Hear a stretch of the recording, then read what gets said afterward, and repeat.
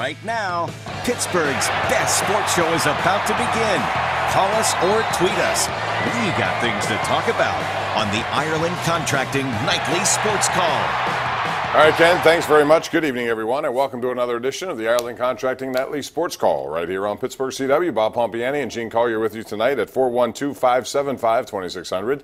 That is the number of the Bordas and Bordas hotline. You could also tweet the program at KDPomp, at Gene Collier. And the Pirates, they finally did something they haven't done since early May when San Francisco came to town as a winning team. And the Pirates beat a team in a series that has a winning record. It's been 2 months, and they did it today by beating the Nationals on a good effort collectively by their pitchers. Trevor Williams, 5 innings. Bryce Harper is really in a slump, and he had failed in a lot of big-time positions today. Today it was first and third and the fifth.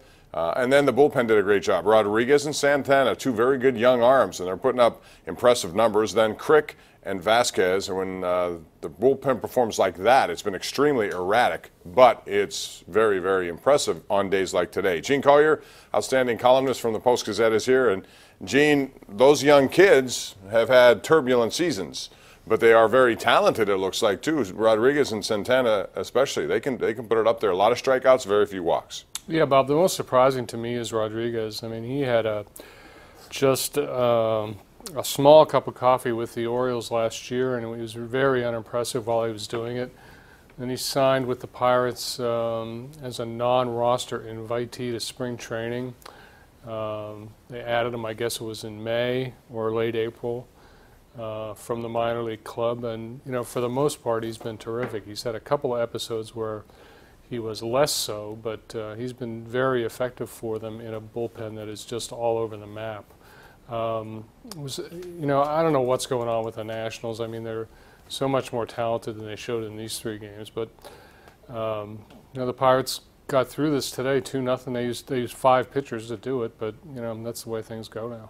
Yeah, they did that, and they will take on a series now coming up with Milwaukee, and it'll be a defining series for them as they head into the All-Star game next week. But the Brewers are here for 5 games. We have this tweet from Pittsburgh Pirate Guru, who says, pumped up to see the best player in MLB so far come to PNC Park. It's Jesus Dino Aguilar, 309 average, 23 home runs, 67 RBIs, and yet he's not an all-star. He has to be voted in potentially, but come on, those numbers indicate he's an all-star for the first half of the season, Gene, and yet he didn't get any kind of votes. Yeah, well, that happens every year. Every year. A lot of snubs. Yep. I'm looking forward to seeing him too. Yeah, they get a good hitting team, and they have some pretty good pitching as well. And the Pirates, I said coming into this series or this street homestand that out of 11 games, worst case scenario 8-3. Well, that would be 3-3 to this point. That means they have to sweep them, which is not going to happen. But I really thought they needed to do that if they're going to have any hope of getting anywhere close to anything in terms of a playoff. But so that hasn't happened so far. They continue to just be bouncing around the 500 mark. Yeah. For a team that's 6 games under right now, they got to do better than that. Yeah, I mean, Neil Huntington said after the Sunday game, or before the Sunday game, which the only game against the Phillies that they won, he seemed to indicate that over the next 8, that 4-4 wasn't going to do it. So I presume that means 6 is okay. You'd rather have them all, but 6-2 over the last 8 of this 11-game homestand keeps the Pirates topical. I don't know if relevant is the word, but topical, especially on this show, which no matter how bad they play, we have a lot of people interested in them.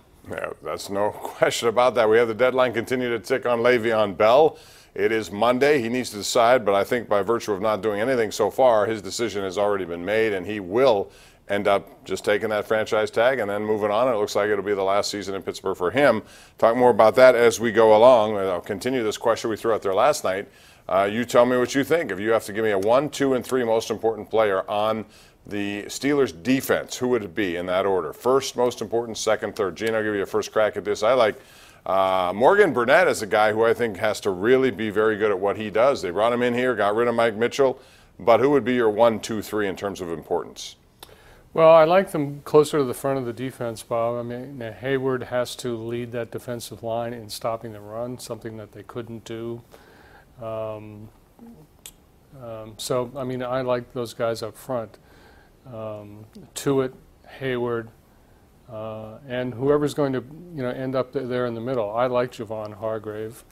To me, those are the most important guys. Bud Dupree also has to come up big. If he's going to do anything to justify their bet on him that he's going to be a $9 million player, we'll see. How do you feel about these topics? Call us at 412-575-2600. And later in this show, we're going to feature the Ruth's Chris Sizzling Shot of the Day. And we have one here today. A local golfer who made a hole-in-one. The Sizzling Shot is brought to you by Ruth's Chris at 6 PPG Place downtown, home of the sizzling steak done right. We'll be right back with your calls after this on Pittsburgh CW. The Ireland Contracting Nightly Sports Call is brought to you by Ireland Contracting, Pittsburgh's #1 home exterior expert in roofing, siding, windows, and gutters.